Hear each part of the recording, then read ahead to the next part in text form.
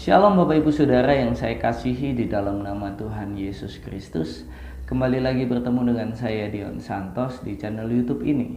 Apa kabar Bapak Ibu Saudara? Saya percaya apapun yang terjadi di kehidupan Bapak Ibu Saudara saat ini, Tuhan Yesus akan terus menyertai dan menolong orang-orang yang percaya kepadanya. Saat ini saya ingin bercerita beberapa kisah tentang orang-orang yang didoakan oleh pendeta beberapa waktu setelah didoakan atau beberapa hari setelah didoakan mereka dipanggil Tuhan atau meninggal dunia. Nah, jadi yang akan saya ceritakan ini bukan dongeng, bukan cerita-cerita dari orang-orang ya, tetapi hal yang saya lihat secara langsung dengan kedua mata saya, dan itu benar-benar terjadi.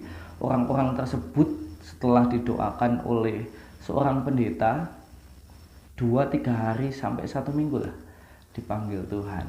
Beberapa bulan yang lalu saya diajak oleh Bapak Pendeta Petrus Supardi ke sebuah tempat di Temanggung ini.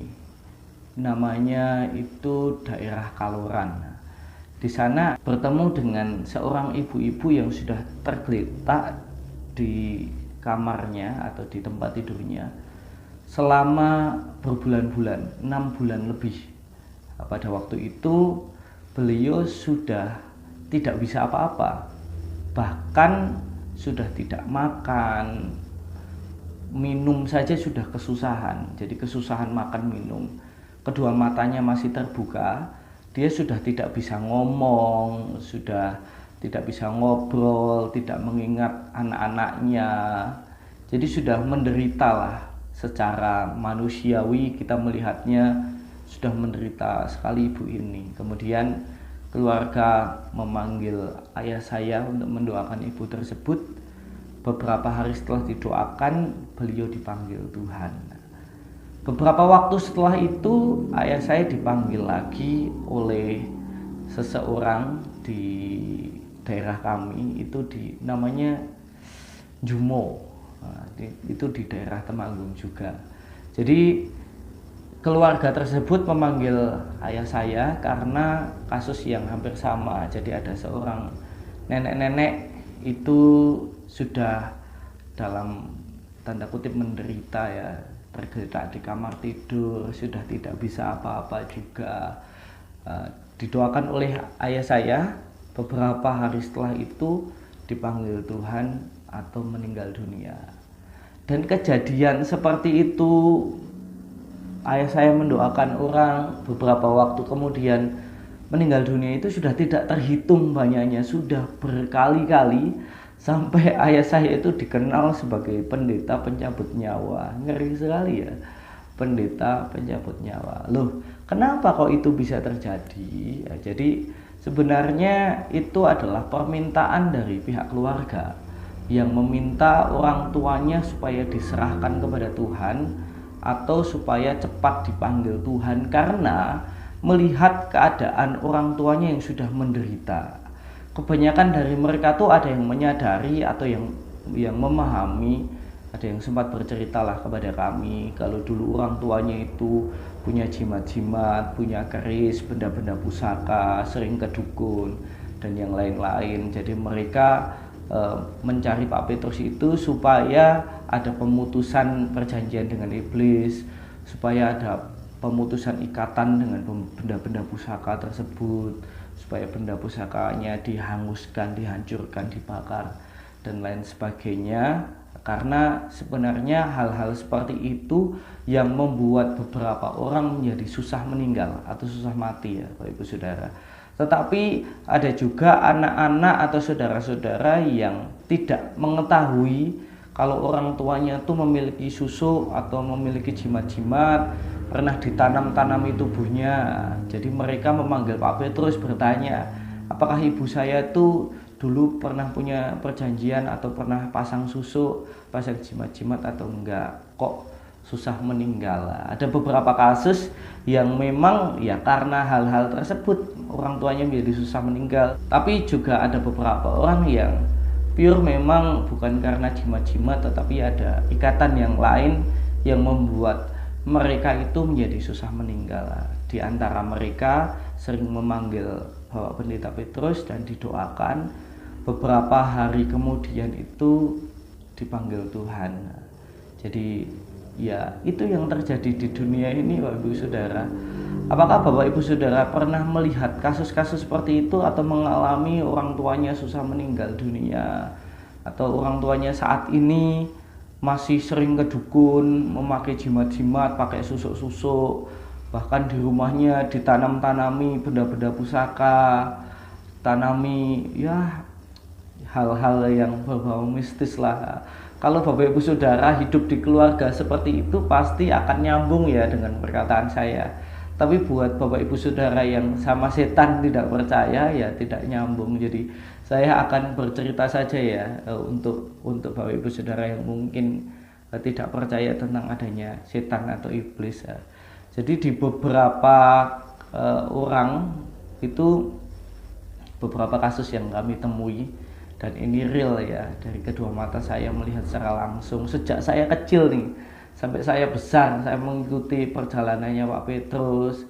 Pernah ada serangan balik ke rumah ini menjadi mengerikan sekali. Saya pernah merasakan itu. Jadi sudah terlalu banyak kasus-kasus okultisme, peperangan dengan setan yang saya secara langsung alami karena dampak dari peperangan setan yang ayah saya lakukan. Dan saat ini saya bahkan kadang mengikuti pelayanannya beliau dalam mengusir setan ya. Kadang kami datang ke sebuah rumah, mereka itu adalah orang-orang yang memang percaya sama dukun, jadi sering ke dukun. Percaya nggak percaya ini Bapak Ibu Saudara, ada banyak rumah itu sebelum pembangunannya mereka sudah ditanamin raja-raja, jimat-jimat di tanah-tanahnya. Ada juga yang pasang kepala sapi di tanah, kepala kambing di tanah, itu ada loh Ibu Saudara. Kalau Bapak Ibu Saudara tahu hal-hal yang seperti itu pasti bakalan nyambung nih ya dengan perkataan-perkataan saya. Lalu masuk ke dalam rumah, di dinding-dinding itu ada bungkusan-bungkusan di dalam plastik, kadang ditaruh di kain, ditempel di atas pintu, di atas jendela, di pojok-pojokan pintu atau di atap rumah. Itu ada rumah-rumah yang dikasih barang-barang seperti itu.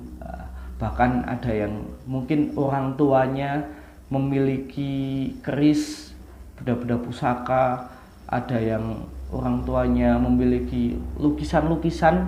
Lukisannya tuh aneh, lukisannya bisa senyum, matanya bisa gerak kayak gitu. Itu ada Bapak Ibu Saudara. Jadi kalau yang tidak percaya setan ini nggak akan nyambung ya dengan perkataan saya. Tapi kalau orang-orang yang hidup di dunia okultisme pasti bakalan nyambung sekali ini dengan apa yang saya ceritakan saat ini ya. Ketika kami bertemu dengan orang-orang yang memakai jimat-jimat, atau orang-orang yang dulunya itu memakai jimat-jimat sering ke dukun, sampai sekarang tuh masih sering diikuti setan dan mereka tuh tidak bisa melepaskan. Padahal sudah Kristen, ke gereja, sering berdoa, tapi mereka nggak bisa melepaskan kuasa-kuasa kegelapan dari hidup mereka. Itu ada banyak sekali.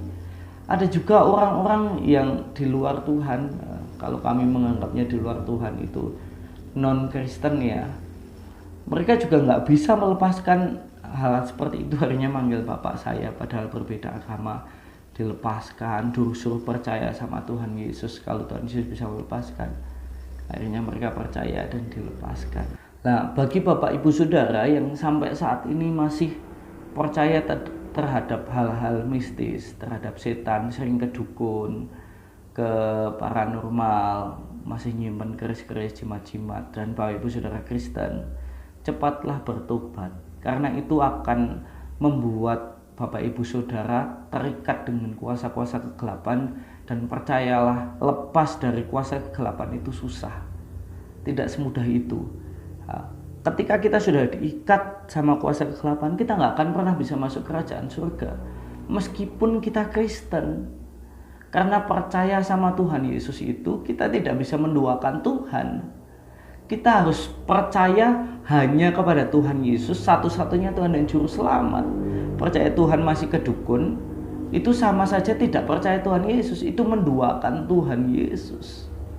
Jadi segera lepaskan benda-benda pusaka, bakar benda-benda pusaka. Kalau Bapak Ibu Saudara tidak bisa membakarnya sendiri, hubungi orang-orang atau pendeta-pendeta yang dipakai Tuhan dalam talenta okultisme, supaya mereka bisa menyelesaikan apa yang menjadi permasalahan Bapak Ibu Saudara saat ini.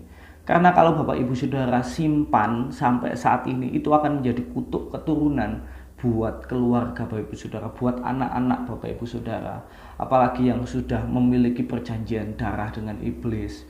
Itu akan berdampak sama keturunan-keturunan orang-orang yang pernah memiliki perjanjian dengan iblis tersebut.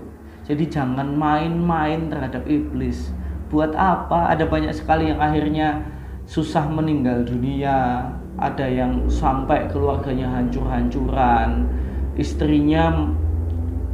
suaminya itu punya perjanjian dengan setan, istrinya tahu, suaminya meninggal dunia, lalu istrinya menikah dengan siapapun saja, suaminya itu selalu meninggal dunia. Ngeri sekali pokoknya perjanjian dengan setan itu. Ada banyak kasus-kasus yang mengerikan lah terhadap perjanjian dengan setan tersebut. Jadi Bapak Ibu Saudara, apa yang saya ceritakan saat ini itu adalah real, sesuatu yang saya lihat dengan kedua mata saya. Jika tidak percaya, datanglah ke tempat kami, bahwa setan itu benar-benar ada Bapak Ibu Saudara. Dan datanglah ke tempat kami buat orang-orang yang meragukan apa yang saya perkatakan. Saksinya itu bukan cuman kami dengan tim pelayan kami ya, tapi orang-orang yang kami doakan itu semuanya masih ada. Rata-rata dari mereka itu masih hidup. Setidaknya kalau orang-orang yang sudah meninggal itu keluarganya semuanya masih ada. Hampir rata-rata lah semuanya masih ada. Akan kami bawa ke orang-orang tersebut supaya Bapak Ibu percaya. Tapi kalau Bapak Ibu Saudara yang saat ini membutuhkan pertolongan karena tidak bisa lepas dari kuasa-kuasa kegelapan, bisa menghubungi tim doa kami. Kami akan menyambungkan kepada Pak Petrus. Bapak Ibu Saudara bisa cerita kepada kami apa yang Bapak Ibu Saudara alami. Karena sesungguhnya ada banyak sekali kasus-kasus ya, seperti kerasukan sampai anaknya gila.